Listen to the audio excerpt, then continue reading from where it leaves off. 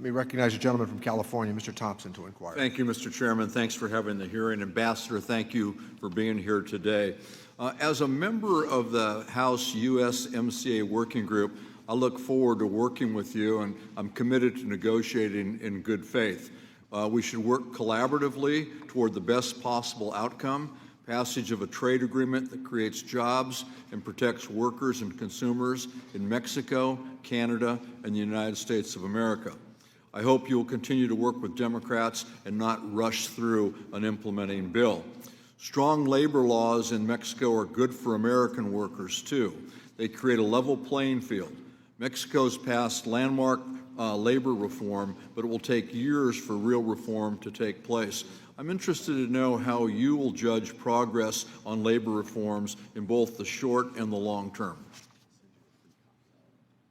So that is a terrific question. First of all, I made the point that what they did was absolutely historic. The second thing, just to put a punctuation point on that, what Mexico has agreed to do is have secret ballot votes on all new collective bargaining agreements and get rid of these protection contracts, and on all existing contracts, of which there are 700,000. So it's an enormous, enormous undertaking that they have agreed to do. It's clearly in Mexico's interest. As you say, it's also, in my judgment, in our interest. After negotiations, and really we negotiated this not only working with Democrats and Republicans on this committee and in the Senate, but also with organized labor, we decided that as two parties that 4 years was a reasonable period of time. That's a lot. That's a heavy burden on them. So they have to set up courts, they have to set up a whole system, and they have to have this series of votes in 4 years. That requires, number one, an allocation of resources, number two, capacity building, of which we should be part. I know a lot of members feel that way, and I certainly agree with that. I know Canada also feels that way.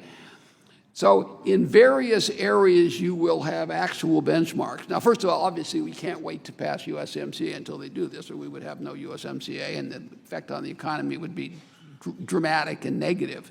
But we will have actual benchmarks on some things, like getting these votes done on that, setting up their courts, how much money they put in. So we'll have benchmarks. We have very specific obligations, so we can then enforce them by saying, this is a specific thing, you didn't do it. So I expect to do that. Number two, I expect to have a level of monitoring down there. And I want to work with members on what that level should be. But we clearly need a level of monitoring. I don't think we should start with the proposition that the leadership in Mexico does not want to enforce it, right? I mean, these people are actual reformers. So I have to assume they want to do the right thing. And then the final thing I think I would say is, and this is something I want to work out with members, I don't want to rush members, but I want to do it urgently. I'm trying to find that like tension so that it gets done in some reasonable period of time.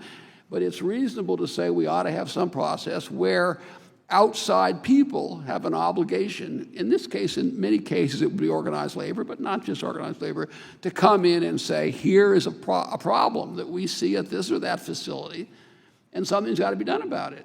And then I believe we go through that process. So I think there are real ways to make sure they do it. I don't think they're trying to avoid it, but it's tough. It's tough. Thank you, Ambassador. On a district-specific issue, thank you for your help with Canada in regard to wine placement in the Canadian stores. I have two questions. One, what steps can you tell me what steps Canada and British Columbia have taken or are planning to take to comply with that agreement? And second, as you know, the wine community has taken a terrific hit because of the tariffs that they're facing, 54% in China. Can you tell me what the administration is doing to bring this dispute to a successful conclusion? We're at a real disadvantage when some of our major competitors, Australia and Chile, are paying 0 tariffs, and we're paying 54%. So, number one, on the question of Canada, as you say, we had specific complaints, legitimate complaints from our industry, and in the course of those negotiations, we resolved them. And are they complying? In the first place, they don't have to comply until we pass this law. So the minute we pass this law, if I have to, this is like a false promise, I'll fly up there to make sure that we can that they're not discriminating against us. But don't quite hold me to that unless we pass it sooner rather than later. But it's hard for me. We'll go in September. Yeah. You know, there's nothing better than white Napa wine in July. It's just perfect. A Sauvignon Blanc in July is literally perfect. But in any event, I fully expect them to. If they don't, I promise you we'll bring a case against them in 15 minutes. And you know that in the course of the British Columbia thing, we brought a WTO action against them also.